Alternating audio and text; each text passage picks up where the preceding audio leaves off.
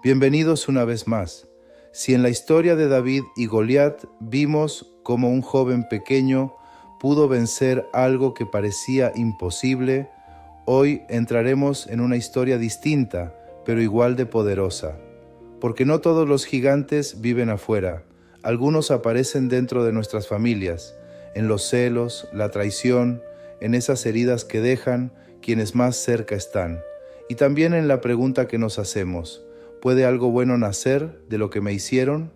Como siempre, recorreremos juntos 3 momentos especiales. Primero, el relato profundo de una de las historias más humanas de la Biblia. Luego, una canción inspirada en ella. Y al final, una enseñanza real para nuestra vida de hoy. Respiren profundo, porque esta historia no habla solo de José. Quizás hable también de procesos que vivimos. Jacob tenía muchos hijos, y entre ellos uno ocupaba un lugar especial en su corazón. Su nombre era José. Había nacido en la vejez de su padre, y era fruto de un amor muy esperado. Jacob lo miraba con ternura, le prestaba atención, lo cuidaba de manera visible, y un día decidió regalarle una túnica diferente, hermosa, distinta, de muchos colores.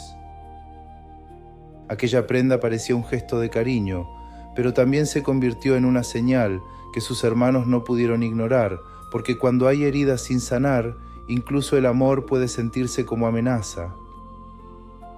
Los hermanos de José comenzaron a mirarlo con resentimiento. No veían solo a un joven con túnica, veían favoritismo, comparación. Era una historia interna que dolía. José, además, tenía sueños intensos, sueños que parecían venir de un lugar más alto. En uno de ellos, los manojos de trigo de sus hermanos se inclinaban ante el suyo. En otro, el sol, la luna y 11 estrellas se inclinaban también delante de él. Cuando José compartió aquellos sueños, el enojo creció aún más, porque a veces los sueños de una persona despiertan lo no resuelto de otras. Un día, los hermanos fueron lejos a pastorear rebaños. Jacob envió a José a buscarlos y ver cómo estaban. José salió obediente, caminando entre campos abiertos y caminos largos, sin imaginar lo que le esperaba. Desde lejos, sus hermanos lo vieron venir. La túnica lo delataba, el color se destacaba entre la tierra seca, y antes de que llegara, comenzaron a hablar entre ellos. Ahí viene el soñador. No lo llamaron por su nombre, lo llamaron por aquello que les molestaba. El resentimiento ya había madurado demasiado. Propusieron matarlo y así borrar su presencia. Querían terminar con aquello que los incomodaba, pero Rubén, uno de los hermanos, intentó frenarlos. Sugirió no quitarle la vida, sino arrojarlo a un pozo. Tal vez esperaba volver luego y rescatarlo en secreto.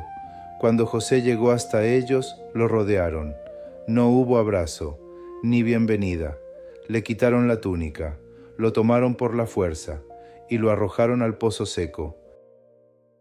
Ahí quedó José, solo, en la oscuridad, con paredes de tierra alrededor y el eco de voces familiares sonando arriba.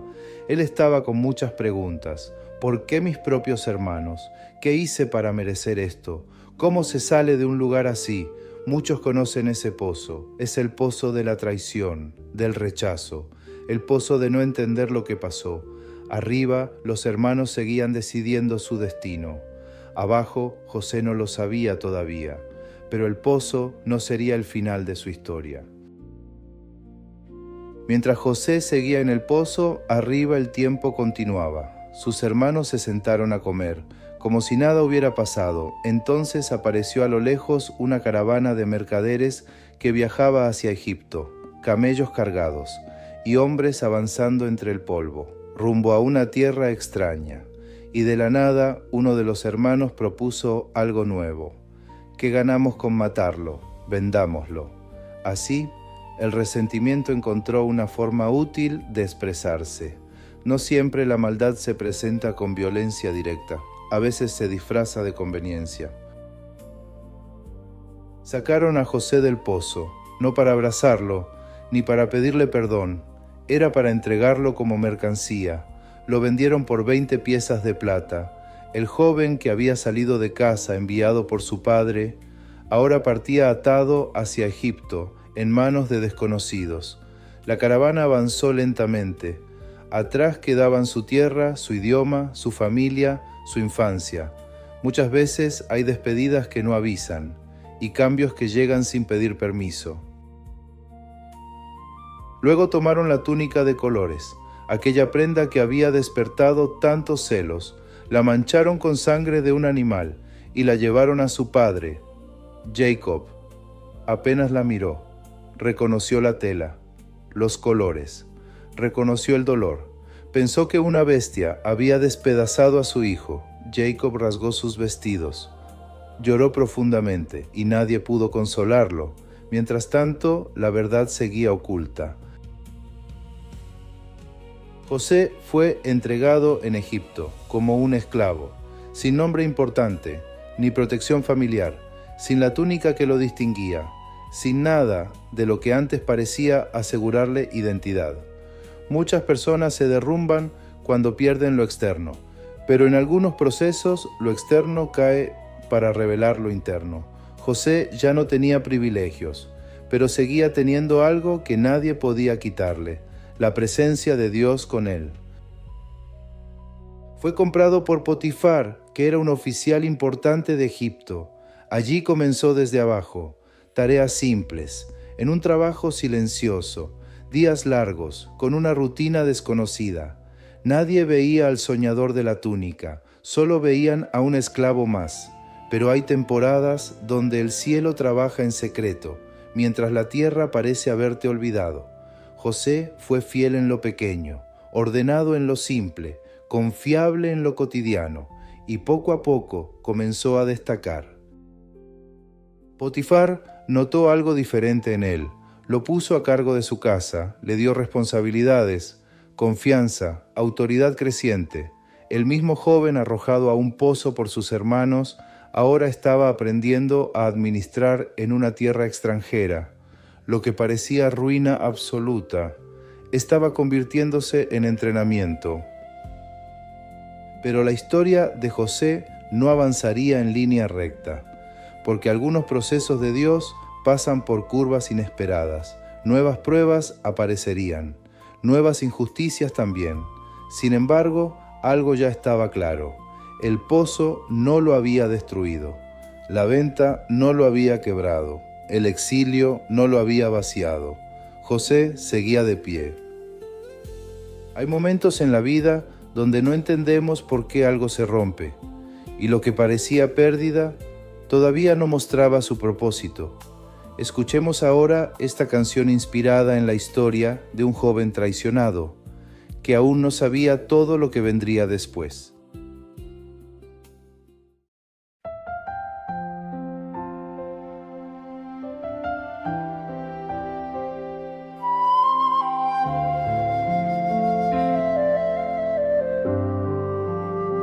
Era José el hijo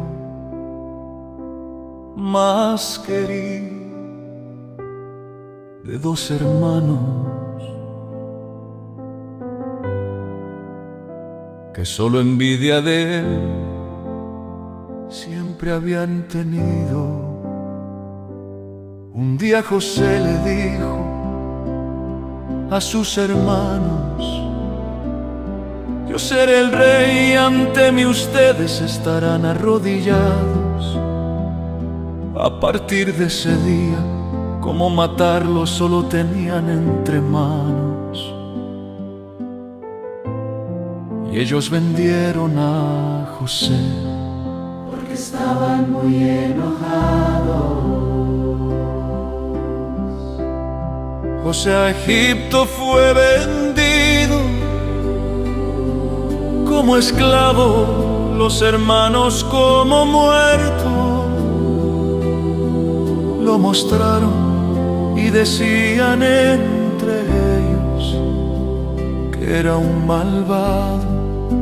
El fin del soñador, ellos pensaron, había llegado. Pero Dios tenía un plan y usaría a José para lograrlo.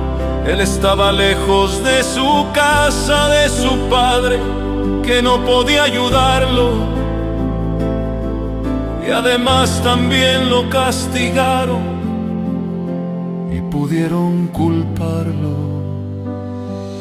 Una noche el faraón soñó algo que lo asustó e hizo traer a José, que en sueños era experto, que entendía del sueño, y esto le explicó.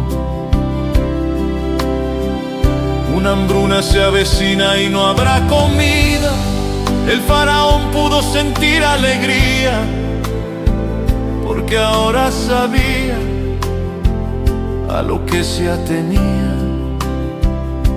y de la habilidad de José se admiraba, mientras de la cárcel lo sacaba y como príncipe lo nombraba. La familia elegida por Dios de hambre estaba por morir. Decidieron viajar a Egipto por comida y así sobrevivir. Y ante el príncipe ellos se arrodillaron. José sabía quiénes eran ellos y pensaba que su sueño lo había logrado.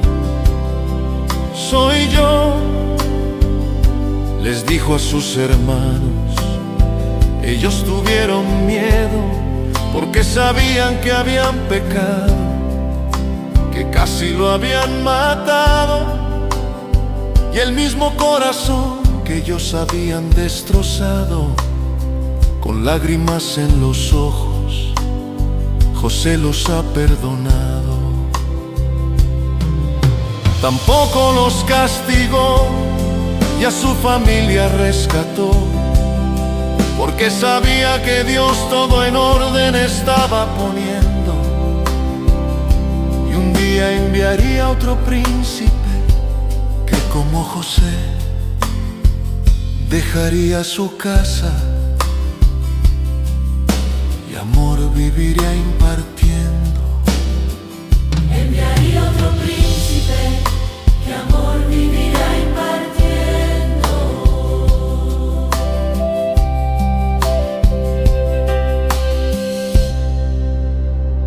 Qué historia, qué proceso, qué canción, porque la vida de José no terminó en Egipto como un esclavo. Lo que parecía una caída apenas era el comienzo, porque algunas historias tardan en entenderse y algunos dolores recién revelan su sentido con el paso del tiempo. Después de haber ganado confianza en la casa de Potifar, José enfrentó una nueva injusticia, fue acusado falsamente y terminó en prisión, otra vez encerrado, otra vez limitado, en un lugar del que parecía imposible salir. Primero un pozo, luego la esclavitud y ahora la cárcel. Desde afuera cualquiera habría dicho, su vida se arruinó, pero el cielo seguía escribiendo una historia que nadie alcanzaba a leer completa. Incluso en la prisión José mantuvo fidelidad, orden, sabiduría y paz interior en medio del encierro. Así fue como empezó a interpretar los sueños de otros prisioneros. Uno de ellos prometió recordarlo al salir, pero lo olvidó por un tiempo. A veces no duele solo la dificultad, también duele sentirse olvidado. Tiempo después, el faraón de Egipto tuvo sueños inquietantes que nadie podía explicar. Entonces recordaron a José, lo sacaron de la prisión, lo llevaron ante el hombre más poderoso de la nación. El prisionero apareció frente al rey, y allí interpretó los sueños. Vendrían años de abundancia seguidos por años de gran hambre. Además, propuso un plan sabio para prepararse. El faraón reconoció en José una capacidad extraordinaria. Y sucedió algo impensado. El esclavo extranjero, el joven vendido, el preso olvidado, fue nombrado gobernador de Egipto, segundo después del faraón. Lo vistieron con honra, le dieron autoridad y le confiaron el futuro de una nación entera. Lo que parecía una cadena de pérdidas, había sido también una escuela silenciosa.